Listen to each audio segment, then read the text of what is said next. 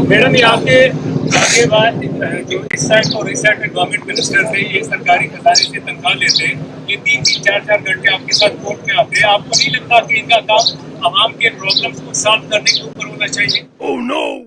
अगर उनके काम में कोई कमी है तो मुझे बताएं। उनके काम में कोई कमी नहीं है, वो अपना पूरा ना प्लीज, बिल्कुल नहीं।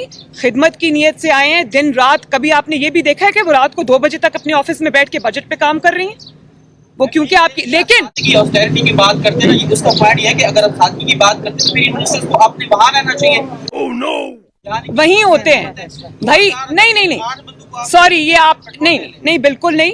वो इस पार्टी की मेंबर भी हैं और वो ये हमारा हक है, पॉलिटिकल एक्टिविटी भी हमारा हक है। वो जिसके पास जाएं ना जाएं उनकी मर्जी, लेकिन अगर उन्होंने अपने कोई जो अपनी रिस्पॉन्सिबिलिटीज हैं उनकी अदायगी में कहीं कोताही की है तो उसके लिए हम जवाब दें, वो कोई नहीं।